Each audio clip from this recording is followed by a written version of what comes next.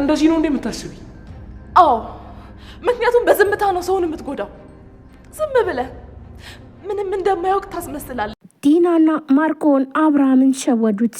ዲና በጣም ተጨናንቃ እናም ደግሞ አብርሃም ውጤቱን ካመጣው ነፍሰ ጡር እንዳልሆንኩኝ ካወቀ በኋላ እዚህ ቤት አዋርዶ ሳይመልስ ሳያስወጣኝ፣ ስለዚህ እኔው ራሴ በክብር እዚህ ቤት ውልቅ ብዬ መጥፋት አለብኝ። በቃ ተዋረድኩኝ።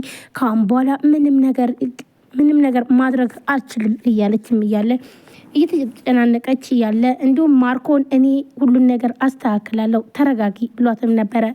እናም ቀድሞ አብርሃምን ከስር በመከተል መጀመሪያ አብርሃምና ዲና ሂደው ምርመራ ያደረጉበት ሆስፒታል ሂዶ መጀመሪያ ዶክተሩ ብር በመስጠት አሳምኖ ዲናን ነፍሰ ጡር ነሽ እንዲላትኝ አስደረገ። እናም ዲና በሀሳብ እየሞተች ያለ አብርሃም አሁን መጥቶ አወረደኝ፣ በቃ ልዋረድ ነው፣ ካሁን በኋላ የለፈውበትም ሁሉም ነገር ኪሳራ ነው፣ ስለዚህ እዚህ መውጣት አለብኝ ብላም ሻንጣዋን ጠቅልላ ስትወጣ አብርሃም በር ላይ ያገኛታል። አብርሃም ወረቀቱን ይዞ ነበር። ዲና በጣም ደነገጠች። አብርሃም ግራ መጋባት እንዴ ምንድነው የልትሄጂ ነው ምን ሆነሽ ነው ብሎ ይጠይቃታል። እሷም ደግሞ ለአብርሃም በቃ ምንድነው ብላም ትነግረዋለች።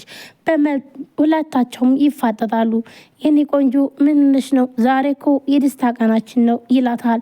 ይህንን ስትሰማ ዲና በጣም ነበር የደነገጠችው። ቆይ እንዴት ብላም ነበረ። እናም ፍጥጥ ብላየችው። ይኸውልሽ የኔ እናት በቃ እኔ ድሮም እኮ አምንሻለሁ፣ ግን ደግሞ ቼክ ማድረግ ስላለብሽ ነው ብሎም ነፍሰ ጡር እንደሆነች የሚያሳየውን ወረቀቷን ይሰጣታል። ዲና በጣም ደስ አላትኝ። በቃ ተዋርጄ እዚህ ቤት ልወጣ ነው፣ ምንም ሳልይዝ ልወጣ ነው። ስለዚህ ምንም ሳልይዝ እንኳን ይገለኛል። እናም ቀድሜ እዚህ ቤት መውጣት አለብኝ ብላም ነበር ያሰበችው። ይህንን እንዳሰበችም ቀድሜ እወጣለሁ ብላም ዲና ግን ደግሞ ቀድማ ከመውጣቷ በፊት አሁን ላይ ሁሉም ነገር ተስተካክሎላታል። ቢያንስ ምንም ነገር ከአብርሃም ቢቀርብኝም ግን ደግሞ ይገለኛል ብላም ነበረ።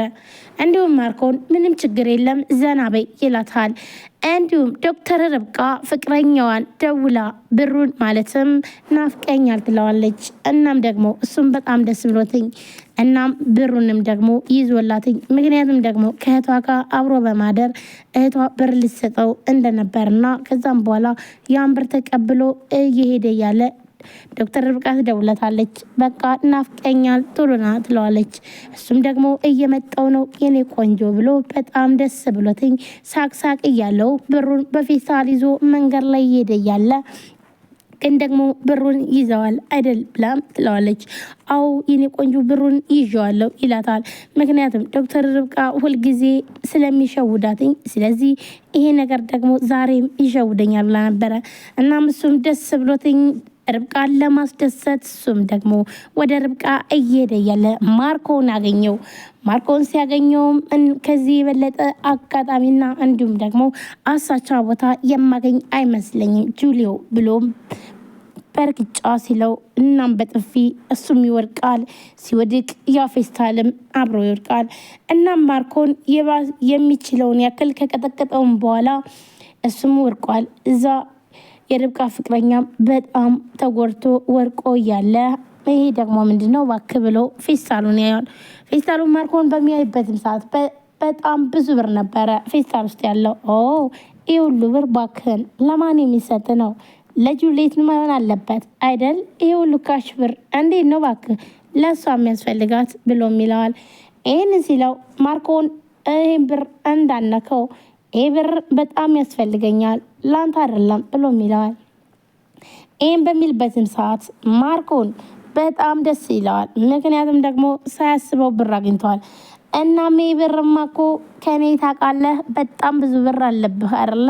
ለማንኛውም ይህ ብር ለጊዜው ከሰጠኝ በቂ ነው። ደግሞ ያንን ያለብህን ብር ቀስ ያልክ ትሰጠኛለህ። ለማንኛውም አመሰግናለሁ ይለዋል። ይህንም በሚለው ሰዓት በጣም ተናደደ። ማርኮን በጣም ይናደድና ይህ ብርማ የኔ ነው እኔ ነኝ የምወስደው ብሎም ፌስታሉን ስብስብ አድርጎ ብሩን ካየም በኋላ ይዘዋል። እናም የርብቃ ፍቅረኛ ግን በጣም ተናዶ እውነት ይህ ብር ላንተ አይደለም እባክህን ተው እያለም ነገር ግን ደግሞ ብሩን ይዞት ሄዳል። እዚህ ጋር ርብቃ እየደወለች ለሁለተኛና ለሶስተኛ ጊዜ ቀጥሮኝ ቀረ። ቆይ ግን ይህ ልጅ ምንድነው ችግሩ? በእኔ ላይ እየተጫወተ ነው እንዴ? በማለት በጣም ተናዳና ተበሳይታ እሷም ደግሞ ደጋግማ ትደውለታለች። ነገር ግን ደግሞ ስልኩ አይነሳም። ርብቃን ቀጥሮታል፣ ግን ደግሞ ይህ ነገር በጣም አሳስቧታል። እሱ ግን እዛ ጋር ጉዳት ደርሶበታል። ማርኮንም ብሩን ይዞ ሲገባ ያያትኝ ልዩን ነበረ። ልዩን አንቺ አሁንም ሚስጥር ሰምተሻል ብሎ አንቆ ይዛታል። እባክህን ማርኮን በወጣ በገባ ቁጥር እንደ ዶሮ አትነቀኝ። ቆይ ግን ምን አድርጌ ነው ይህን ያክል? እና ምንም ነገር የሰማሁት ነገር የለም ብላም ትነግረዋለች። የሁሉ ነገር ሰምተሻል ብሎም ነበረ። እናም አልሰማውም ስትለ በጣም አንቋት ነበረ። መጨረሻ ላይም ይለቃታል። እንዲሁም ደግሞ ማርዳ የልጇን ህመም አወቀች።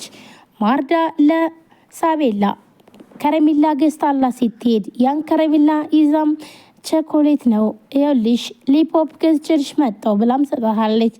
ያንን በምስትበትም ሰዓት በጣም አዘነች። ሳቤላ በጣም አዝና ተክዛ አንገቷን ደፋች። እንዲሁም ደግሞ ማርዳ በጣም ጨነቃትና ቆይ ምን ነው እንዴ? ምን ነው አስቀየምኩሽ እንዴ? ብላም ትላታለች። አይ አቶችም እንዴ ሊፖፕ ብላም ትትላትኝ።